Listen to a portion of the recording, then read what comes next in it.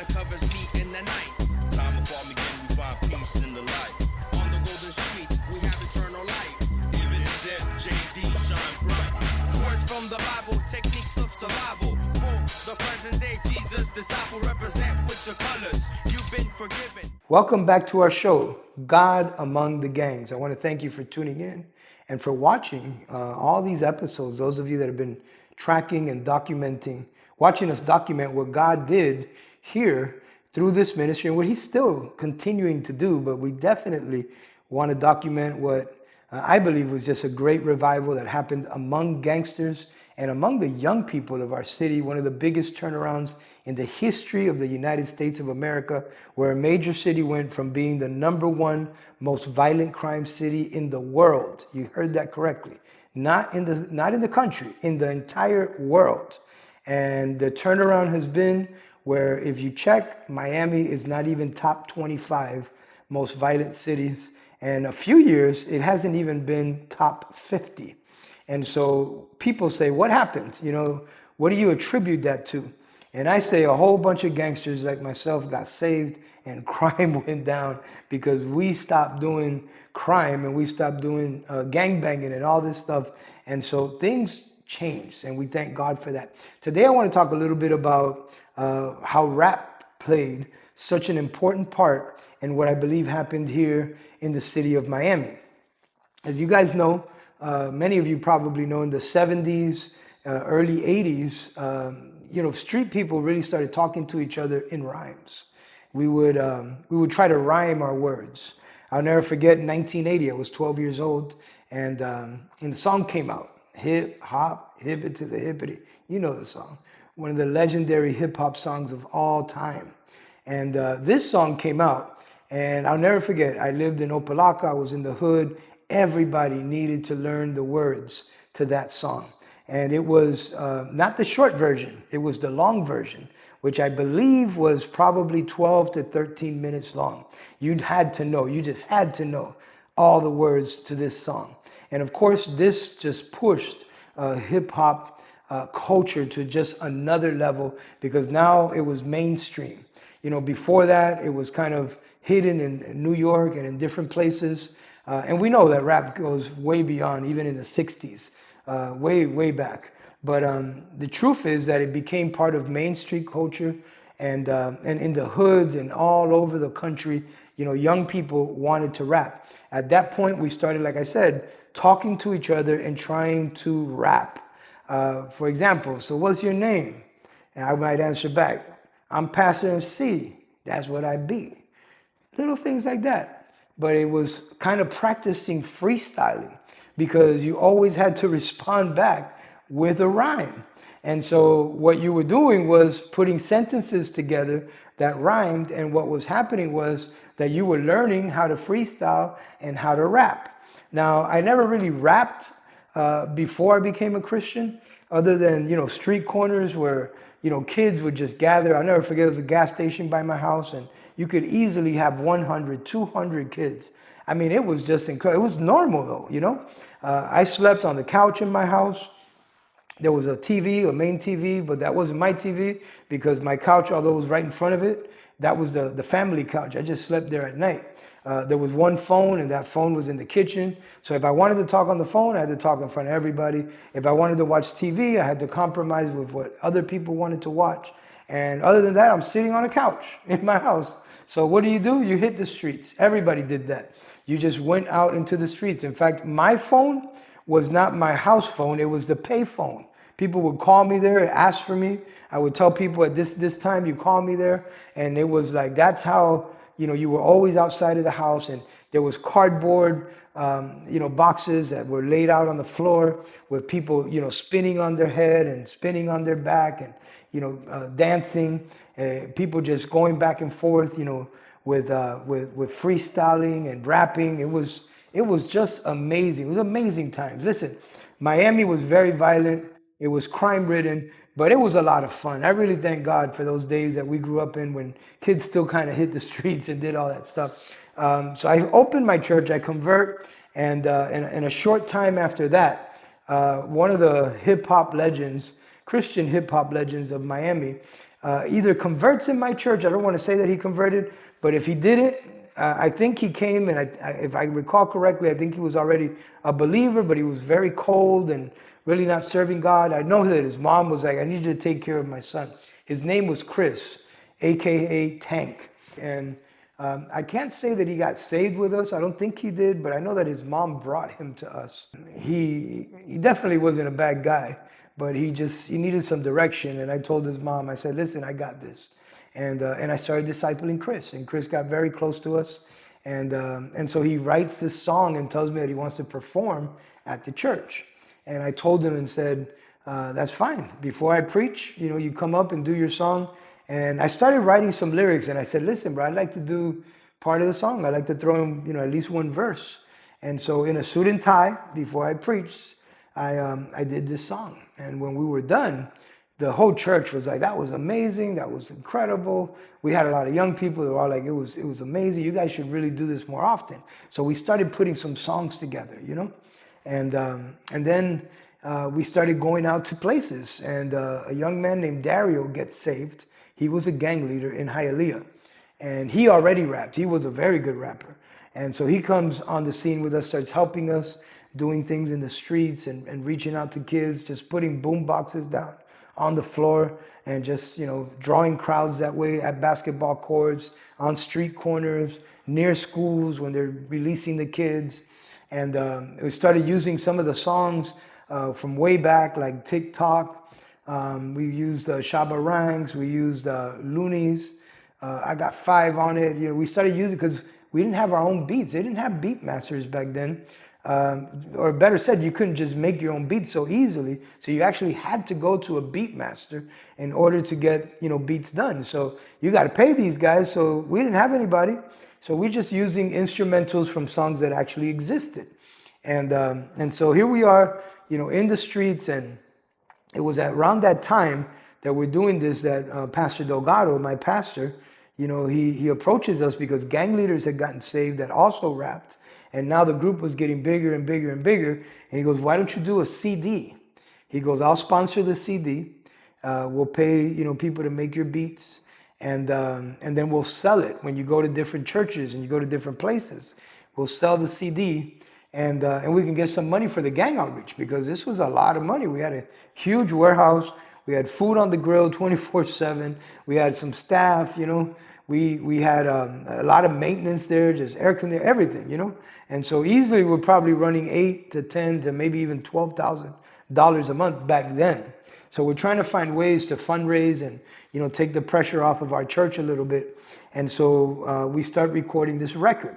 Problem is that before that, rap was not accepted in the church world. So we had to rap outside. We had to do our own events. And I'll never forget, there was one event that we did, which was at the roller rink that we performed at. And we did this event with Mary Ferrer, who helped us a lot, tremendously, and actually introduced me to Pastor Delgado at Alpha and Omega Church. And so we did this free roller rink night where everybody was on a Friday night, cost thousands of dollars because every single person was free. Free skates, free food, one meal, and free games, tokens, maybe $5 per person. And so we paid for unlimited amount of people. And so the place could fit 1,200 people. And there was packed. So what happened was once we capped at 1,200, people had to stay outside. And every time somebody left, then a person could come in. And we had a line in Hialeah. We rented the skating rink. We had a line that went for blocks and blocks and blocks. And gangsters, all kinds of kids, street kids. And we performed there. It was just incredible. But we were doing our own events because the church world didn't accept hip hop.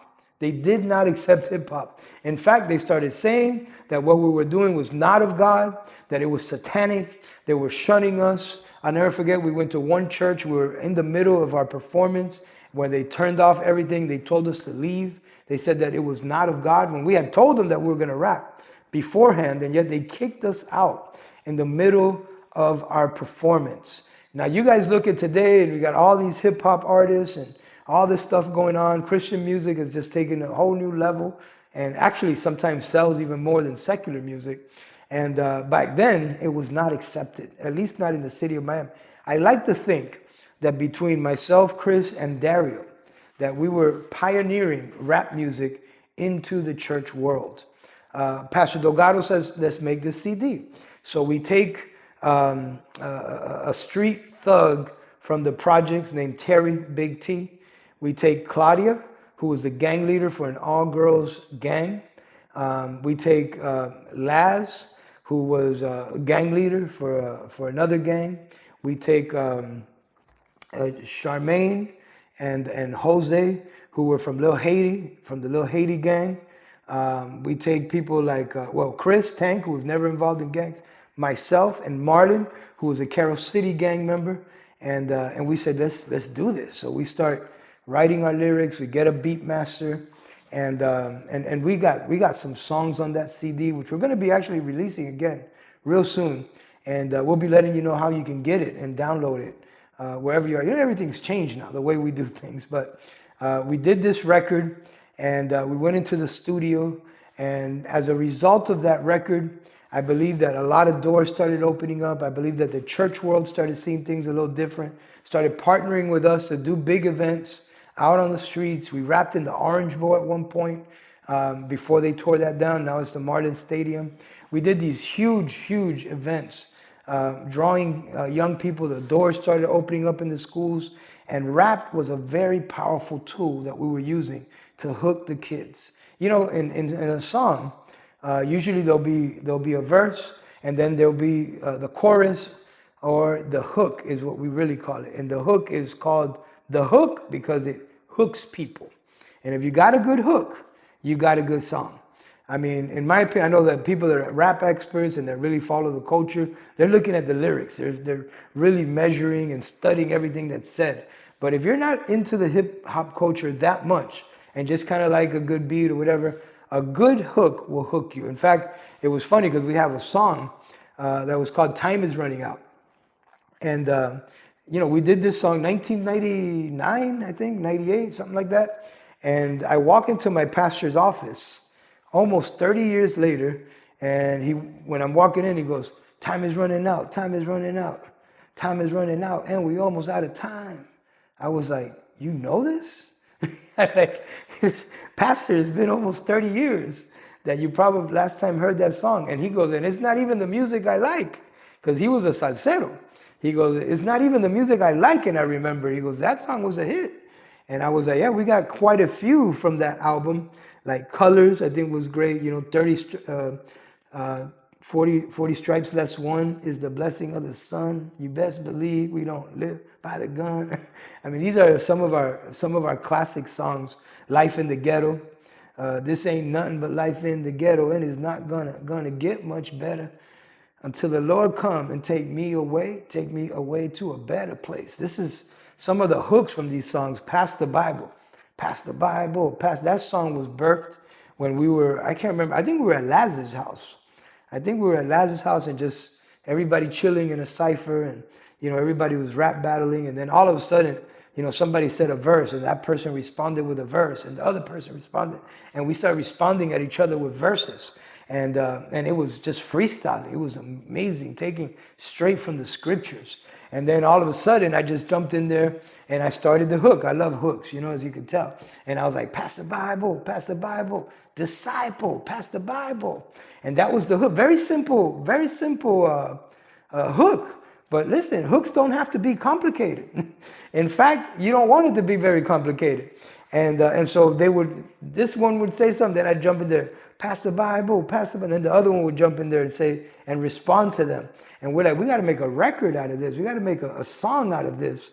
And so Pass the Bible is birthed. The record comes out, and of course, we're using this in the schools.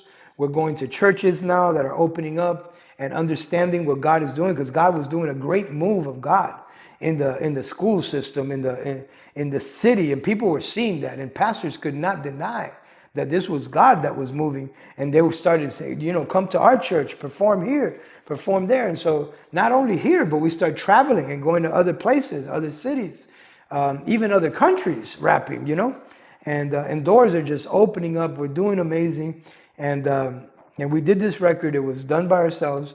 It was sponsored by a church. It was paid for by them, and then we start getting some interest, and so we get a phone call now from Slip and Slide Records, which is Trick Daddy, a legend here in Miami. 305, take it to the house. I mean, if you're in a Miami Dolphins game, well, not recently, but when they were good, you probably gonna hear that song played when we score a touchdown.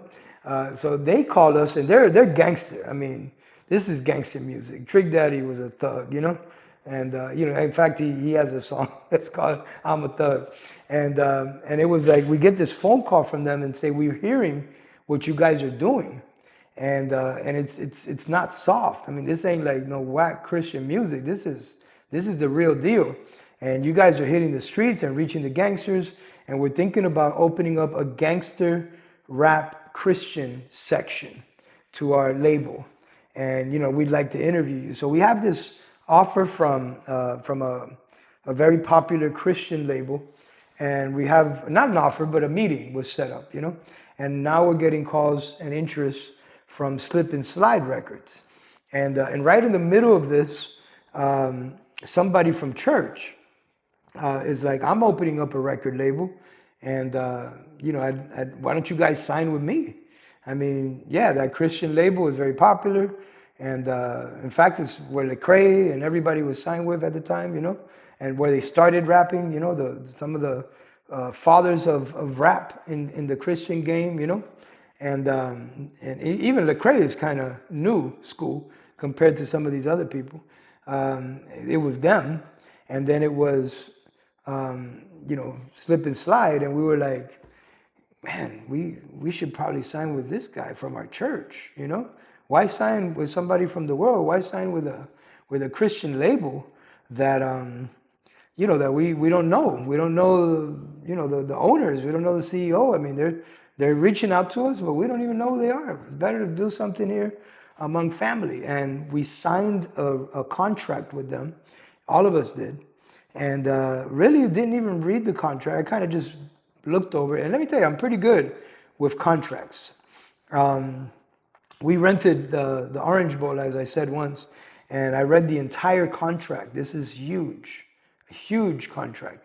I mean, you can't even imagine everything that goes into renting a place like that to do a performance, to do an outreach event.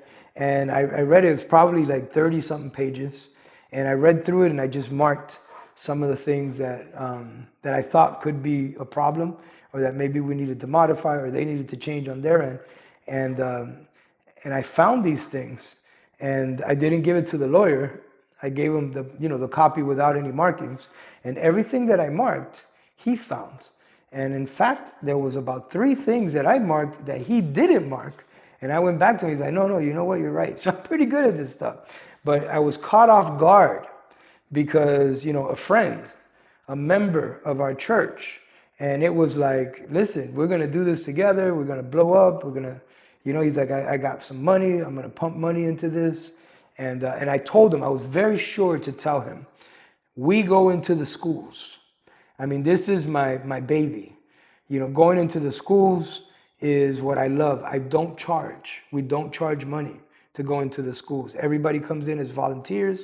And I just want to confirm, that was, to me, the most important thing. I just want to confirm that you're okay when we signed this contract with us going into the school system. And he was like, no, of course, Pastor, of course. You could, of course, we want to market this and we want to do that. And so we went into the studio. We start recording songs. Some of these songs were just off the chain. I mean, to me, the best song that we did on that album was 95 South. And 95 South was kind of being written, in my opinion, for Slip and Slide Records, because this song is not Christian, even though the hook does say 95 South, JD Soldier, Jesus Disciple Soldier, 95 South. 95 South, JD soldiers carry the cross on my shoulder. And so, it did have that little thing, but this was a pure gangster song. Like, this is a song you go in the middle of the projects, turn up the volume, pump it up, and everybody's coming out. Everybody's bumping to it. Everybody's going to love it, And this is a song that I did in schools, and people see me years later. We recorded this around 99, I would say, maybe 2000. And I see kids, young people, and come across them. They heard this song one time in their school, and they're like, 95 South, 95 South, JD. So I'm like, how do you guys remember this? Again, that song was a hit. That song was a hit. We did that song. It was Chris, it was me, and Tweety. Tweety later joined our DJ Ease. Some people know him as. He joined our group, and he was very involved in that second album that we started to produce. We came up with songs there that were just life changing, songs that were just so powerful. We even went into the Spanish rap a little bit with Chris, Chris was an excellent, not just English rapper, but he was a tongue twisting Spanish rapper, which was highly couldn't be found, better said, highly sought skill set, because tongue twisting was kind of in style back then when you rapped, you have Bone Thugs and Harmony, probably the greatest rappers ever, the tongue twisting rappers, which I personally thought they were great, always, and songs like See You at the Crossroad or whatnot. But Chris could do that in Spanish. I had never heard anybody do that at that point in Spanish. And I'm not talking about in the Christian world. I'm talking about in the world. I just never heard anybody be able to do that in Spanish like that. And he really brought rap, I believe, not just in the Christian community, but now also in the Spanish community here in Miami, which rap among Hispanics was not. Now we know rap is, just, it's launched in the Spanish community, Central America, South America, even Cuba and the Caribbean and other islands, Some of them always mix it a little bit with their culture, with some reggaeton or whatnot, but it's nonetheless, it's Spanish rap. We were doing that way back. We were doing that 25 years ago. And that was thanks to Chris, who was doing that. We had some rough lyrics, man. We was G's, We weren't clowning with that devil. You a punk devil. You a soft devil. You a duck devil. Throw you in my trunk, devil. That was the hook to one of our songs. It's like, that's a good hook. You know what I'm saying? If you can say that enough, you'll always overcome the devil. You a punk devil. You a soft devil. You a duck devil. Throw you in the trunk, devil. And so we start doing these things and, getting booked. We start getting booked in Calle Ocho. Calle Ocho, by the way, is the biggest festival in the United States of America. At the time it was. I think it's gone down a lot. I don't think it's the same, but back, even me growing up, before I was a Christian, Calle Ocho drew millions of people. It was bigger than Mardi Gras. Not as famous as Mardi Gras, because Mardi Gras is like, the epitome of a street party in the United States of America, because it's in English. But, Calle Ocho was drawing people from all Latin America, from even Brazil and the South and Central America, the Caribbean. And then you got the Miami culture going on there. And you would have that place packed from like 27th Avenue, Southwest 8th Street, all the way down to 12th. If you looked at aerial views, it was just crazy. And so we're rapping at Calle Ocho, putting up, getting a stage. And I'll never forget, I went there one day, and we were up on our stage. We're getting ready to rap. If I'm correct, we're getting ready to rap 95 South. And, or had just finished rapping it when some dude, we had security on both sides so people wouldn't come up, These are personal friends of ours that do security, And one of them tries to run up on the stage, and the security stops him and says, what's going on? He goes, I want to talk to him. I want to talk to him. And guy goes, why? He goes, I have something to say. I know Mario. And so I looked at the security, I saw what was going on, and I said, tell him to come, They were like, hey, this guy's gonna stab me, an enemy, what the deal was, The guy tells me, can I grab the mic? And I was like, I just gave him the mic. I mean, I don't do this. I'm not usually a person, the one that gets thrown in the trunk is the devil, not me. I don't get punked. You're either the pressure or you get pressured. I'm the pressure. That's how I've always seen it. And so, but I felt like just inspired to give him the mic. And he starts saying, he goes, what he's saying is true. And he lifted up his pant leg and he shows a bullet wound and he goes, he shot me in the leg. I'm like, now I'm really dead. Homeboy came to get revenge. And he was like, I want Jesus Christ as my Lord and Savior. If he could forgive him, he could forgive anybody. And I forgive you. It was incredible what happened there in front of thousands of people. And people started flocking. And we had, the big stage was next to us, the main stage of Calle Ocho. And Celia Cruz was coming up on Calle Ocho. And people are leaving her to come to us. We had boxes, I would say probably 1,000 to 2,000 Bibles that we're giving out. We knew, that as we prayed with people, now we're starting to give out Bibles. We're giving them out like chocolate, like we're giving out candy. And everybody's, they're fighting they're fighting for this, for the Bibles. And I'll never forget that I sensed the moment, God was moving. And all of a sudden I did a calling to receive Christ. Everybody's drunk out of their mind in Calle Ocho. By the way, everybody's drunk. So I told them, I said, lift up your beer bottles. And I think I told this in one of the other podcasts. They lifted it up. They're like, this pastor's cool, man. They lift it up. Like, we're going to toast, right? And I just said, I go, pour it on the ground and make the sign of a cross. And everybody did it. That's just what came to me. Listen, don't try this at home. This is not something to mimic. This is a God moment, This is a God moment. And what happens at that moment is that people start coming to Christ left and right. That was one of the most incredible performances that I could ever remember, where God moved in such a special way. And this is what God was doing. And we're in the middle of this record, which, again, we were coming up with some great music there. We're coming up with some really, really, really good stuff. I loved it. I thought we were doing some great things. And I'll never forget, I get invited to Northwestern Senior High School, the West, as we call it here, the Bulls in Miami.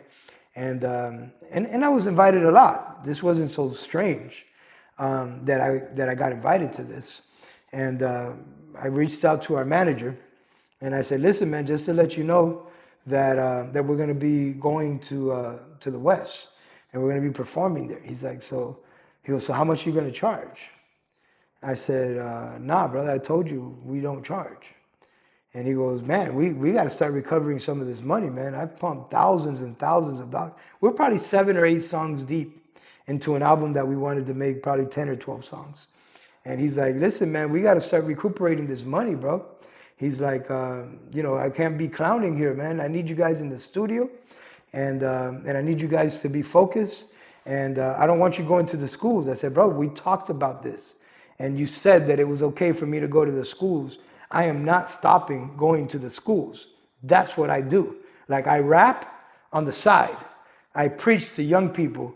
That is my full-time job, in the sense of, this is my calling. This is what I do. This is what God has called me to do. And he said, well, listen, let's charge them. We'll charge them $5,000. I was like, are you crazy, man? You think schools got budgets for stuff like this? And anyways, I don't see us charging schools. I thank God that we're able to go to the schools. I'll pay to go to the schools, bro. I said, I'll pay them $1,000. And I wasn't lying. I said, because we did do, a few times that we did like parties and stuff just to make relationships with a specific school. It could cost us $1,000, and buying food and drinks and this and that, and, renting a DJ or whatever. So it could cost us more. I said, I'll pay a school to go. I go, because this is my passion, man. He goes, you're not allowed to go, man. You're not allowed to go. And listen to me. I ran away from home at the age of 12. Nobody tells me what to do. My wife knows. She don't tell me what to do. My wife knows I'm crazy. I'm going to do what God has called me to do. And the devil don't change my agenda. No one changes my agenda. If I make an agenda to do something, something got to go crazy for me to cancel it. I preached in the middle of a riot during the William Lozano riots here in Miami. If you look that up in history, it was horrible.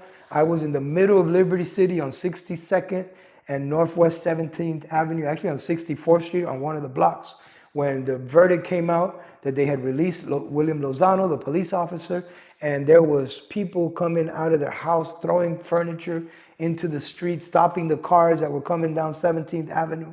And here I am in the middle of that. Everyone told me before, don't go to this because the verdict is going to be while you're there. And if he gets declared not guilty, a riot is going to happen.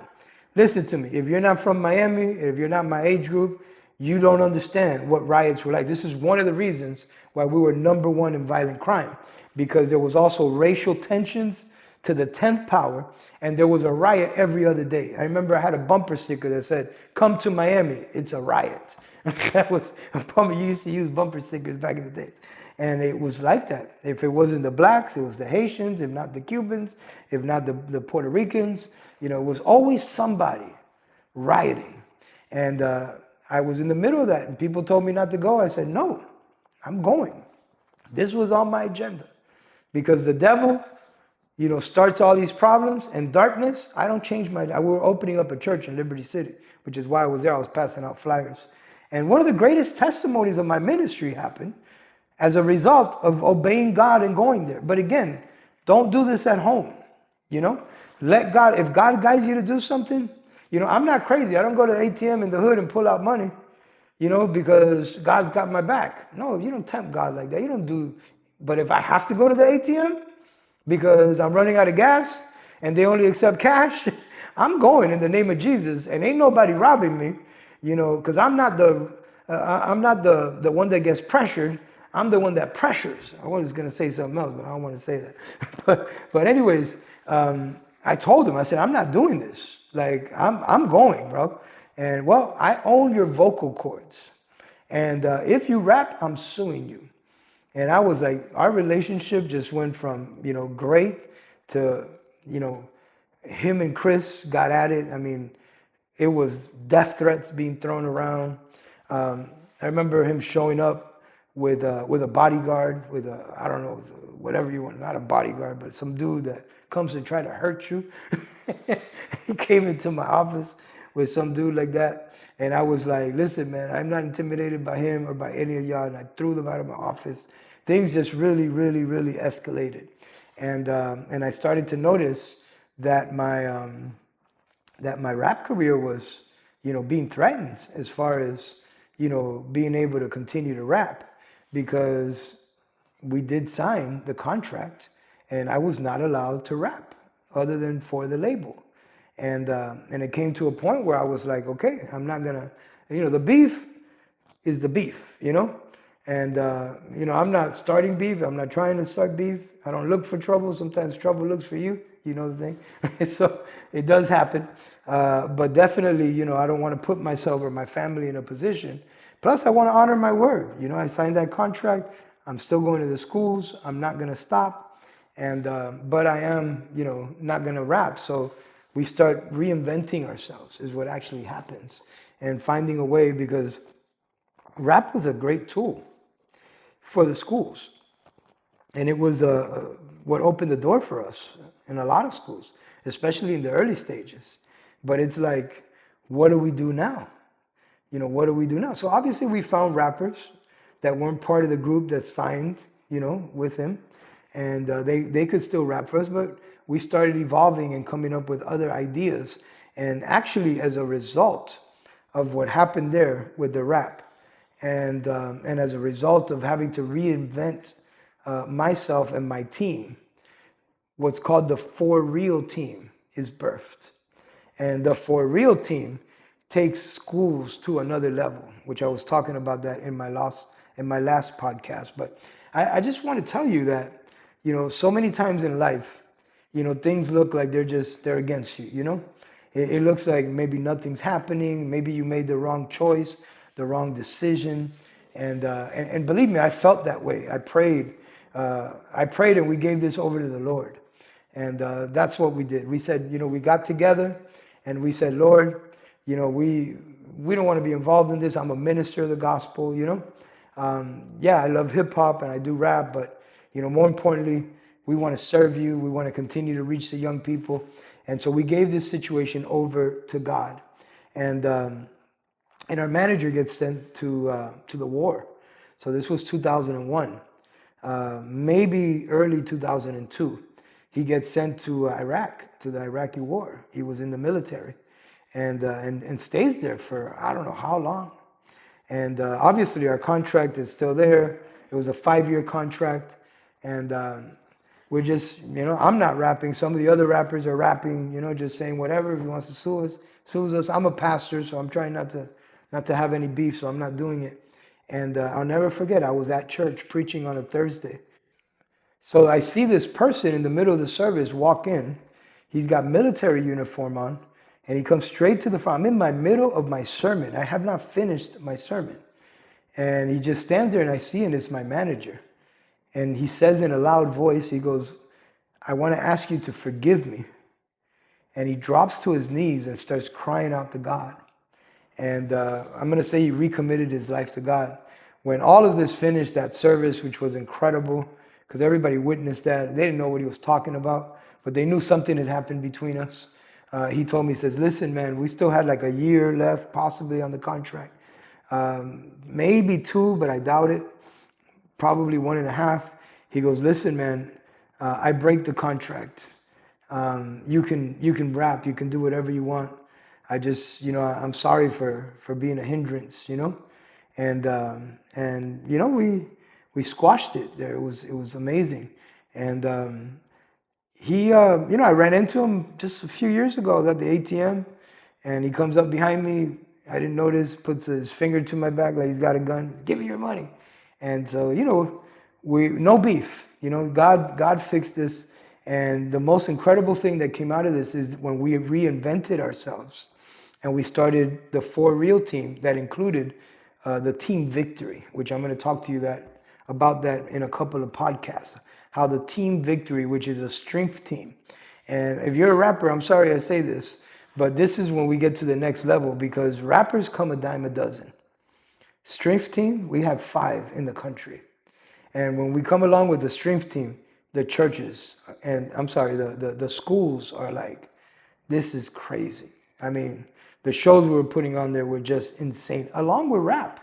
Because, like I said, we had other people that were rapping. But, what I was saying earlier is, many times in my life I saw things, I questioned myself, Maybe you're there, maybe you're questioning yourself right now. Maybe you're doing something, a project, or maybe you're on some career path or some ministry, and things aren't developing for you, Things aren't developing for you, and you're just like, did I miss it? Did I make a bad decision? Because when you make a bad decision, you hurt yourself, and a lot of times you hurt people around you. It even hurts your kids. It hurts your wife, your spouse, your husband.